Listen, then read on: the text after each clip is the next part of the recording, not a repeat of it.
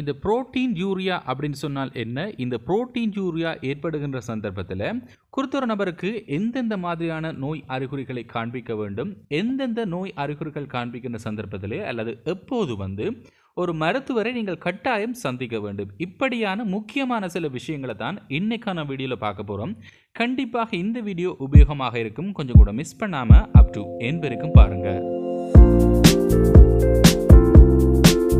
So friends, இந்த protein urea அப்படின்னு சொன்னால் என்ன என்பது பற்றின ஒரு சின்ன இன்ட்ரடக்ஷனை நான் முதல்ல உங்களுக்கு தந்துடுறேன்.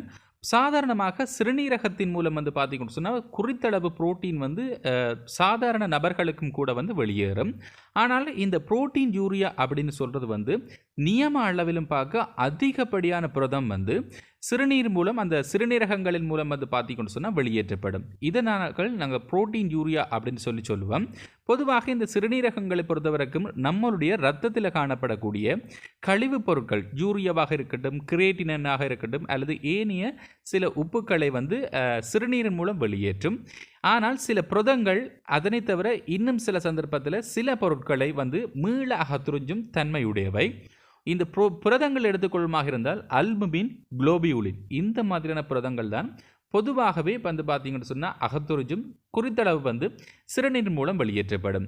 ஒருவேளை உங்களுக்கு புரோட்டீன் யூரியா பிரச்சனை காணப்படும் அப்படின்னு சொன்னால் அதிகளவாக இந்த சிறுநீரின் மூலம் புரதம் வெளியேறும்.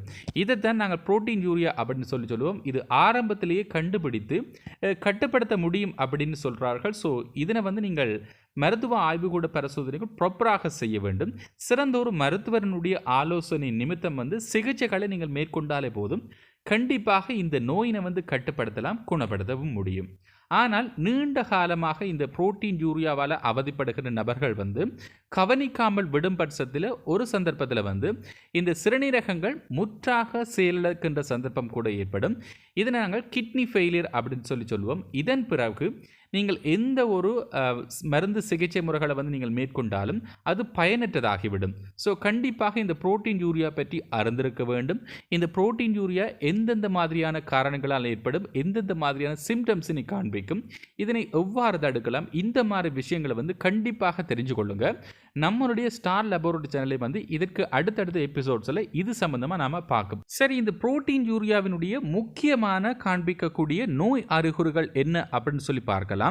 ஸோ இதற்கு முன்னாடி நீங்கள் கண்டிப்பாக தெரிஞ்சு கொள்ள வேண்டும் என்ன அப்படின்னு சொன்னால், பெரும்பாலான நோயாளிகளில் ஆரம்ப காலகட்டத்தில் தெளிவானதொரு அறிகுறிகள் தென்படுவது கிடையாது. ஆனால் சில நேரங்களில் மாத்திரம்தான் இந்த கீழ்கண்ட நோய் அறிகுறிகள் கண்டிப்பாக சில நபர்களில் தெரிவிக்கும். ஸோ நல்ல ஞாபகம் வைத்துக் கொள்ளுங்க, புரோட்டீன் யூரியா ஏற்படுகின்ற சந்தர்ப்பத்தில் அதிக அளவு நேரம் எந்த ஒரு நோய் அறிகுறிகளையும் காண்பிக்காது. ஸோ உங்களுக்கு கண்டிப்பாக டவுட்ஸ் இருக்கும் அப்படின்னு சொன்னால் இதனை வெரிஃபை பண்ணி கொள்றதுக்கு சில லேப் டெஸ்ட்டை நீங்கள் செய்தாலே போதும். அதையும் நான் இந்த வீடியோட கடைசியில் நான் உங்களுக்கு சொல்லி தந்துடுறேன். ஸோ வாங்க ஃப்ரெண்ட்ஸ், எந்தெந்த மாதிரியான நோய் அறிகுறிகள் அப்படின்னு சொல்லி பார்க்கலாம். முதலாவது நோய் அறிகுறி என்ன அப்படின்னு சொன்னால், கண்டிப்பாக சிறுநீரகத்தில் பார்த்தீங்கன்னு சொன்னால் இந்த புரோட்டீன் அதிக அளவில் வெளியேற்றும் போது சிறுநீரின் மூலம் வெளியேறும். இதனால் அதிக அளவு நுரையுள்ள சிறுநீர் வெளியேறும். இதுவும் குறிப்பாக காலை வேளையில் நீங்கள் கண்டிப்பாக தெளிவாக அவதானிக்க முடியும். இரண்டாவது நோய் அறிகுறி என்ன அப்படின்னு சொன்னால், கால்கள்லேயோ கைகள்லேயோ வீக்கங்கள் காணப்படலாம். ஸ்வெல்லிங்ஸ் அப்படின்னு சொல்லுவோம். இது புரத இழப்பு காரணமாக இந்த உடலில் நீர் தேங்குகின்ற தன்மை காரணமாக இந்த மாதிரியான சிம்டம்ஸ் காண்பிக்கும். இதுவும் புரோட்டீன் யூரியா ஏற்படுகின்ற சந்தர்ப்பத்தில் முக்கியமாக காண்பிக்கக்கூடிய ஒரு நோய் அறிகுறி. மூன்றாவது சிம்டம்ஸ் என்ன அப்படின்னு சொன்னால், அதிகமாக சிறுநீர் கழிக்க விரும்புதல், அதாவது ஃப்ரீக்வெண்ட் யூரினேஷன் அப்படின்னு சொல்லுவோம். ஒரு தடவை நீங்கள் சிறுநீர் கழித்ததுக்கு அப்புறமா மறுபடியும் இந்த சிறுநீர் கழிக்க வேண்டும் அப்படின்ற ஒரு உணர்வு அடிக்கடி ஏற்படும். இது பார்த்தீங்கன்னு சொன்னால் இந்த புரோட்டீன் யூரியா ஏற்படுகின்ற சந்தர்ப்பத்தில் பொதுவாகவே காண்பிக்கக்கூடிய ஒரு முக்கியமான நோய் அறிகுறி. இதனை தவிர நான்காவது பார்த்தீங்கன்னு சொன்னால் சோர்வு, அதாவது வழக்கத்துக்கு மாறாக உடம்பு ஒரு களைப்படைந்த தன்மை காணப்படும். இது உடல் பலவீனமடைதல் காரணமாக இந்த நோய் அறிகுறி ஏற்படலாம். இதனை தவிர ரொம்பவே சிவியரான ஒரு கண்டிஷன்ஸ் ஏற்படுமாக இருந்தால் சில நபர்களுக்கு உணவு சாப்பிடுவதில் சிரமம் கூட ஏற்படலாம். அதாவது லொஸ் ஆஃப் அப்பிடைட் அப்படின்னு சொல்லுவோம். அதாவது பசியின்மையோ அல்லது உணவு அருந்துவதில் விருப்பமின்மை, இந்த மாதிரியான நோய் அறிகுறிகள் சில நபர்களுக்கு ஏற்படலாம். இதனை தவிர சிறுநீரில் நிறங்கள் கூட சில சந்தர்ப்பத்தில் மாற்றம் ஏற்படலாம். உதாரணமாக பார்த்தீங்கன்னு சொன்னால் மங்கலான கலர்லையோ அல்லது அதிகப்படியான கடும் நிறத்திலோ சிறுநீர் காணப்படலாம். இன்னும் சில சந்தர்ப்பத்தில் கிட்னி வந்து ரொம்பவே ஸ்ட்ரெயின் ஆகும் அப்படின்னு சொன்னால் சிறுநீர் மூலம் ரத்தம் கலந்து வெளியேறும். இது சிவப்பு நிறத்தில் கூட இந்த சிறுநீர் வந்து வெளியேறலாம். ஸோ இந்தந்த மாதிரியான சிம்டம்ஸ் உங்களுக்கோ அல்லது உங்களுடைய உறவினர்கள் நண்பர்களுக்கோ இருக்கும் அப்படின்னு சொன்னால் கண்டிப்பாக கொஞ்சம் வந்து கேர் எடுத்து அவங்களையும் சிறந்ததொரு ட்ரீட்மெண்ட்டை எடுத்துக்கொள்வதற்கு கண்டிப்பாக உதவி செய்யுங்க.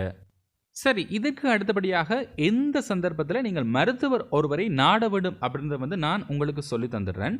பொதுவாக இந்த சிறுநீரில் தொடர்ந்து நுரை காணப்படுமாக இருந்தால், அது ஒரு நாள் 2 நாள் இல்லாமல் தொடர்ச்சியாகவே இந்த சிறுநீரின் மூலம் நுரை போகுது அப்படின்னு சொல்லி உங்களுக்கு டவுட்ஸ் இருக்குமாக இருந்தால், இந்த சந்தர்ப்பத்தில் கண்டிப்பாக சிறந்ததொரு மருத்துவரை நாடி உங்களுக்கான இந்த சந்தேகங்களை நீங்கள் தீர்த்து கொள்வது நல்லது.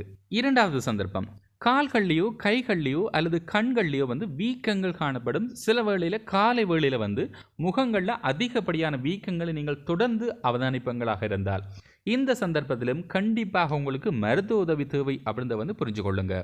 மூன்றாவது, சிறுநீர் நிறம் வந்து வழக்கத்திற்கு மாறாக தொடர்ச்சியாக காணப்படுமாக இருந்தால், சில சந்தர்ப்பத்தில் நீங்கள் முதல் நாள் வந்து நீங்கள் வித்தியாசமான உணவுகளை உண்ணும்போது கூட இந்த சிறுநீரில் நிறத்தில் மாற்றம் ஏற்படும். உதாரணமாக பீட்ரூட்டாக இருக்கட்டும் அல்லது ஏனைய உணவுகளை உண்ணும்போது சிறுநீர் சிவப்பு நிறத்திலோ அல்லது கடும் நிறத்திலோ அல்லது ஏனைய நிறத்தில் கூட வெளியேறலாம். ஆனால் தொடர்ச்சியாக இதனை நீங்கள் அவதானிப்புகளாக இருந்தால் கண்டிப்பாக உங்களுக்கு மருத்துவ உதவி தேவை அப்படின்னு வந்து புரிஞ்சு கொள்ளுங்க. இதனை தவிர நான்காவது வந்து அதிகப்படியாக இரவு நேரங்களில் சிறுநீர் கழித்தல் பிரச்சனை வந்து, அதாவது ஃப்ரீக்வெண்ட் யூரினேஷன், அதுவும் நைட்டில் வந்து ஏற்படுமாக இருந்தால் கண்டிப்பாக மருத்துவரை சந்தித்து கொள்ளுங்க. இதனை தவிர உடம்பு வந்து வழக்கத்திற்கு மாறாக அதிகப்படியான சோர்வு, களைப்பு, இதனை தவிர சுவாசிப்பதில் கூட சில பேருக்கு பிரச்சனைகள் ஏற்படும். இது வந்து கண்டிப்பாக சிவியரான கண்டிஷன்ஸ், மருத்துவரை கட்டாயம் நீங்கள் சந்தித்து கொள்ள வேண்டும். இறுதியாக இந்த சிறுநீர் இந்த மாதிரியான புரோட்டீன் யூரியா பிரச்சனை இருக்குமாக இருந்தால் எந்தெந்த மருத்துவ ஆய்வுக்கூட பரிசோதனைகள் வந்து பேசிக்காக நீங்கள் செய்ய வேண்டும் அப்படின்னு சொல்லி நான் உங்களுக்கு சொல்லித்தர போகிறேன். 2 டெஸ்ட்டை வந்து நீங்கள் செய்தாலே போதும். ஒன்று வந்து பார்த்தீங்கன்னு சொன்னால் UFR, அதாவது யூரின் ஃபுல் ரிப்போர்ட் டெஸ்ட்டை வந்து நீங்கள் செய்தாலே போதும். இதில் வந்து அதிகப்படியான புரோட்டீன் காணப்படுவதை வந்து கண்டுபிடிக்கலாம். இரண்டாவது பரிசோதனை நீங்கள் இரத்த மாதிரியில் வந்து RFT டெஸ்ட், அதாவது ரீனல் ஃபங்க்ஷன் டெஸ்ட் அல்லது கிட்னி ஃபங்க்ஷன் டெஸ்ட் அப்படின்னு சொல்லி சொல்வார்கள். இந்த பரிசோதனையை வந்து நீங்கள் செய்திடுங்க. இந்த 2 பரிசோதனை செய்தாலே போதும். கண்டிப்பாக இந்த சிறுநீர் மூலம் அதிகப்படியான புரோட்டீன் வெளியேறுவதை வந்து கண்டுபிடித்துக் கொள்ளலாம். இது தொடர்பான மேலதிக தகவல்கள், உறுதிப்படுத்தல்களுக்கு வந்து கண்டிப்பாக நீங்கள் மருத்துவர் ஒருவருடைய ஆலோசனையை வந்து நீங்கள் பெற்றுக்கொள்ள வேண்டும். இன்னைக்கான வீடியோ வந்து கண்டிப்பாக உங்களுக்கு உபயோகமாக இருந்திருக்கும். இந்த வீடியோ பிடிச்சிருந்தா கண்டிப்பாக லைக் பண்ணுங்க, கமெண்ட் பண்ணுங்க, உங்களோட ஃப்ரெண்ட்ஸுக்கும் இந்த வீடியோவை ஷேர் பண்ணுங்க. இதற்கு அடுத்து வரக்கூடிய எபிசோட்ஸில் இந்த புரோட்டீன் யூரியா வந்து எவ்வாறு கியூர் பண்ணலாம், இதனை தவிர மேலதிக சந்தேகங்கள், எந்தெந்த மாதிரியான செயல்களை செய்தால் வந்து இந்த புரோட்டீன் யூரியா வந்து கட்டுப்படுத்தலாம், இப்படி பல விஷயங்களை வந்து பார்க்க இருக்கிறோம். ஸோ அந்த எபிசோட்ஸில் சந்திக்கலாம். அதுவரை உங்களிடமிருந்து விடைபெறுவது உங்கள் சர்வேஷன். நன்றி.